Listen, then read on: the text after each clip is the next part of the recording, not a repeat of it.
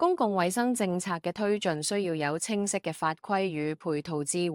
近日，澳門衛生局喺宋玉生廣場禁煙區域舉行吸煙點設吸煙間試行專訪。衛生局副局長鄭成業表示，當局早前已經喺宋玉生廣場周邊設立9個指定吸煙點作試行，現在增設圍封式吸煙間選址。試行初期每日需勸喻40幾人，現經已降到每日僅1至2人，反映大部分居民均能自覺遵守規定。有關吸煙間採用圍封無頂設計，既可阻隔煙霧擴散，亦都符合現行法律。